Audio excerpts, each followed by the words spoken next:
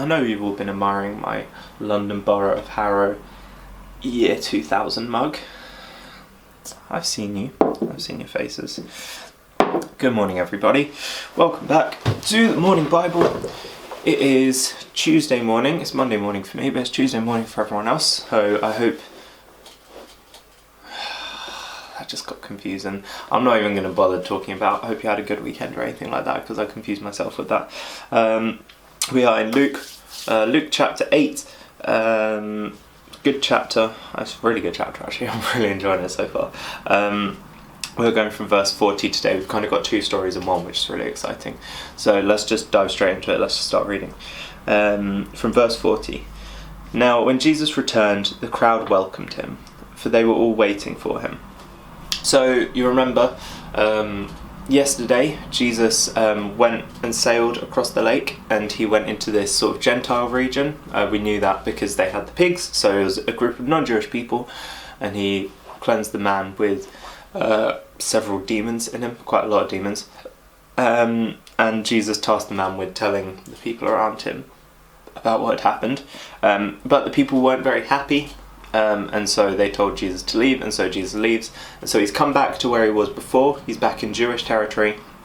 The crowds that he was talking to, that he was ministering to, teaching, all the rest of it, that crowd is still there. It's a crowd that's gathered from quite a few towns, so it isn't like a specific group of people, but it's a large crowd. They're still hanging about. They see Jesus is back, and they're very happy.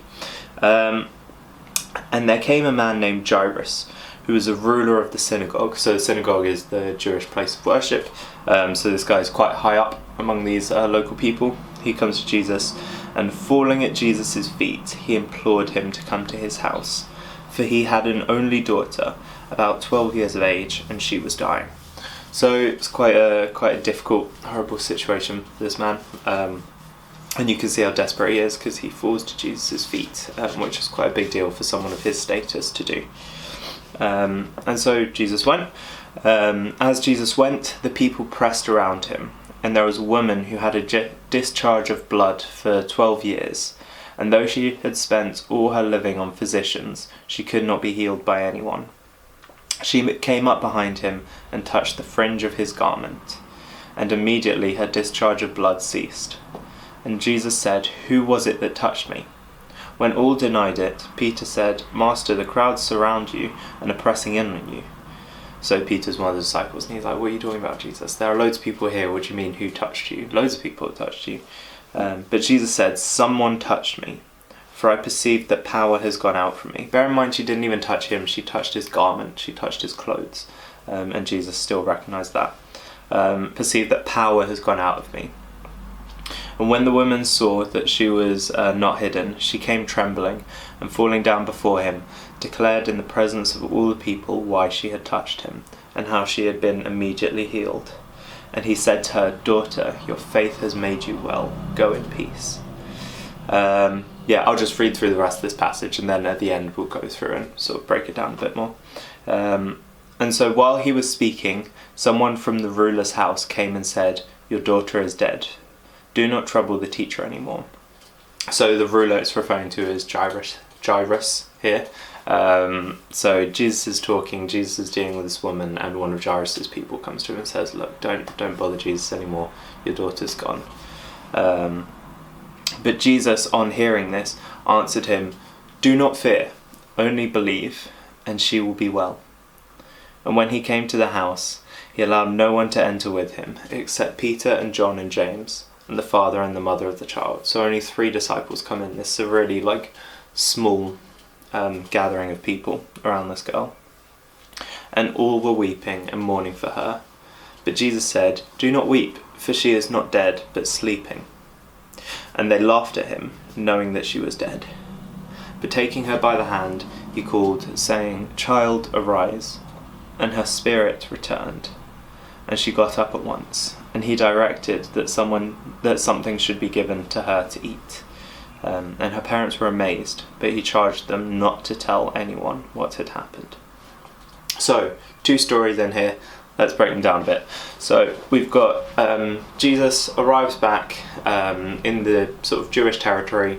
His like home crowd have appeared. The guy, like all the guys who were following him, supporting him, they're all there. They're all happy to see him again. Very happy he's returned. And from this crowd comes a guy called Jairus. Jairus says, "I need you to come and heal my daughter." So Jesus goes, and as he's going, this woman comes through the crowd. This woman who has been bleeding for 12 years. It's a really, really long time, and she spent all of her money on physicians.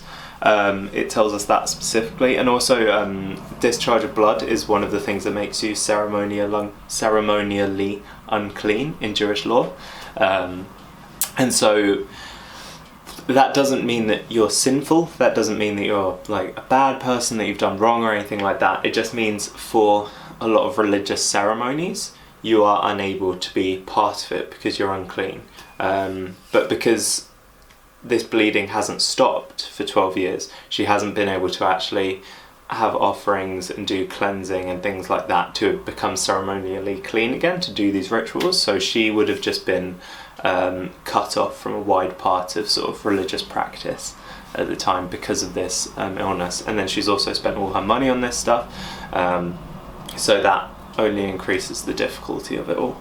And so this woman's pretty desperate.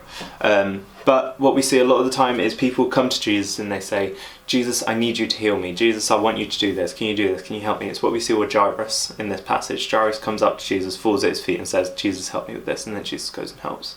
This woman doesn't have that approach. We can see very clearly from this passage that she's quite afraid. She's quite fearful, and to an extent she doesn't think she's worthy of sort of stopping Jesus of getting in his way. She recognises that he's going to do something, and so she doesn't want to interrupt that. She doesn't feel like she's important enough to stop Jesus or do anything like that, and so all she does is just reaches out and touches his garment, and she does that knowing that it will be good enough to heal her. And so we see Jesus specifically call that out, because Jesus says, "Daughter, your faith has made you well, go in peace." It was the fact that she believed that just touching Jesus' garment would make her well. That's the reason why, it's successful. Jesus says to us specifically, "Your faith has made you well." The fact that you believed has made you well. And he tells her to go in peace, because obviously, he asks the crowd who did that, and she doesn't come forward. She's too scared to even come forwards then. But Jesus doesn't rebuke her. He isn't angry with her. And even though he's going to heal this little girl who's very close to death, Jesus still stops and still has time for this woman. He still talks to her. He says to go in peace. He comforts her. He calls her daughter. And so that's probably a good way of how, that's one of the challenges for today is, do we sometimes approach Jesus like this woman? Is it, it's very easy to look at, especially at the moment, look at all the problems in the world and say there are huge issues going on. Who am I to bring this to God? When there are people who are going through so much worse, people who are dealing with X, Y, and Z. But this passage shows us that, just come up to Jesus and just touch his garment and just, have that faith, and he has time for you. He will make time for you. While Jesus is spending time with this girl, with this woman, the little girl passes away. And so it seems like initially she's wasted his time, that Jesus has chosen to give this woman his time, and so he didn't give it to this girl, and so this little girl's died. But we can see in this passage Jesus very clearly makes time. He says, okay, yeah, that may be the case, but I'm going to undo that. I'm going to fix that because I have time for everyone. And so let's go on to the second bit of the story. When Jesus goes to heal this little girl, he says, one thing that I think Jesus says is really interesting is when the message arrives to Jairus saying that your daughter is dead, Jesus' response is, "Do not fear, only believe and she will be well." And so we've just seen an instance of Jesus saying, "Your faith has made you well, go in peace." And so he's essentially repeating that line again, but in a different order.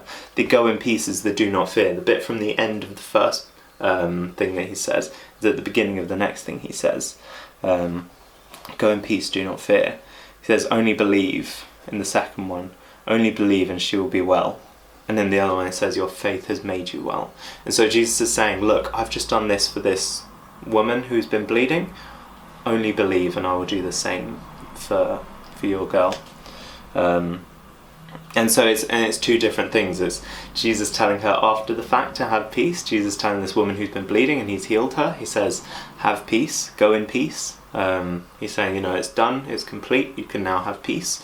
Whereas Jairus is sort of pre-miracle, but Jesus still says, do not fear. He's saying, don't fear. It's just really cool how Jesus is so consistent in what he says to these people and how he deals with these people throughout his whole ministry. And so Jesus comes to the house. He only enters a select group of people in. It's just Peter and John and James. So you remember Peter was called Simon before. Jesus healed his mother-in-law. Jesus has done a lot with Simon Peter, and he's going to do a lot. But he's called Peter now, so to avoid any confusion. And they were all weeping and mourning, and Jesus said, do not weep, for she is not dead, but sleeping. And so, I don't know, there's kind of, in my head there are two different strands that this could be. So on the one hand, this girl has actually died, and Jesus is speaking metaphorically. He's saying she's only sleeping, she's only gone temporary, because I'm going to wake her up, I'm going to bring her back. Could be Jesus speaking metaphorically. Or she might just appear like she's dead. To all the people around her, she might seem completely dead, but Jesus has this godly perception where he can just walk into a room and he knows that she isn't, even though to all signs, intents and purposes, she is. I tend to lean more towards the first one of this girl actually was dead, just because the people's reaction after Jesus says it. In verse 53 it says, and they laughed at him knowing that she was dead. So these people are convinced, they're 100% certain, and they would have had, if this guy is a Jewish high-ranking leader, he would have had good doctors, good physicians come to see this girl, and so these people would have known when someone was dead. But Jesus says she's just sleeping. Which is quite interesting. We don't have time to go into the word sleeping in the Bible. It comes up quite a lot later on. Paul talks about sleeping and things like that. But sleeping, you wake up from sleep.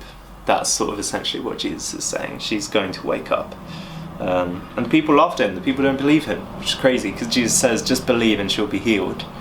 He does a miracle right there in front of him through his clothes, through his robes, without even sort of actively turning around and healing this woman, doing all that stuff. She just touches him and she's healed because she believed.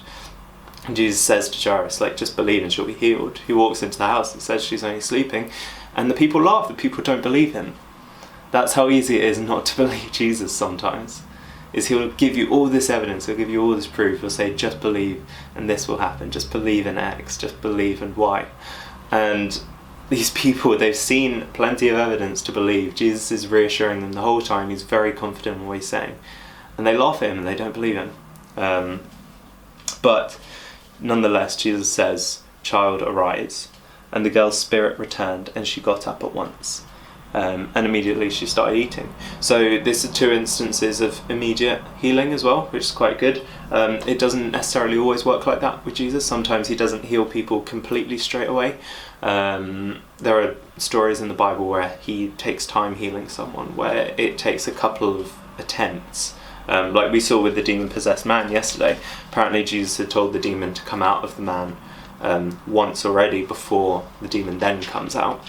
So sometimes it isn't immediate, and that's Jesus showing us the example of how it works in our lives as well. As sometimes we pray over people and you see this immediate miraculous healing, and sometimes it can take a while.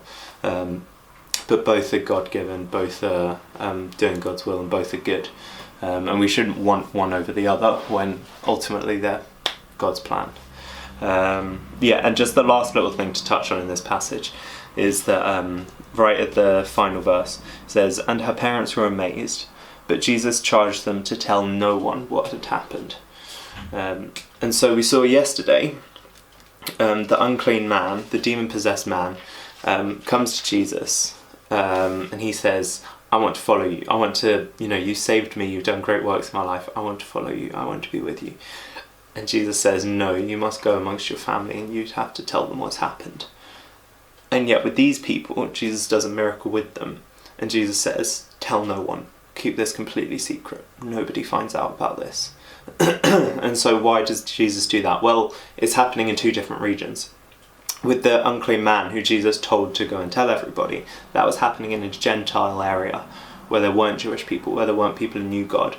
But this is happening in a very Jewish area where people do know God and do recognise him.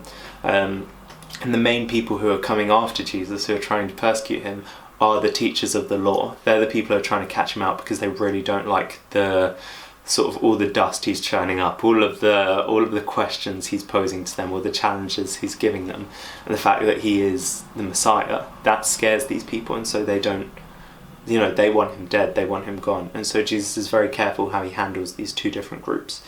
But yeah, that about wraps it up for today. Oh, one last tiny point, where he talks about that they've been healed, is the same word that was used for the demon-possessed man yesterday, where it can in some contexts mean healed and some contexts mean saved. And so there's not just physical healing going on with these miracles, but there's also an element of Jesus saving these people, of redeeming them, of making them good, of rescuing them from something, which is really cool. Jesus doesn't just do superficial healings, he works deep, he works right into the heart, right into the soul. And so I think we'll leave it there today. I guess the main challenge that I've got from this passage today is, do I come to Jesus and trust that I can just touch his garment and that I'll be healed? When Jesus says, this girl is just sleeping, am I one of the people laughing at him, disbelieving him, or am I one of the people who stands there and goes, I'm waiting, I'm waiting to see what you do, Jesus. Good challenges. We're going to leave it there today. I hope you all have a good Tuesday. It will be for you. I've got it in my head now. And I will see you all tomorrow. Much love.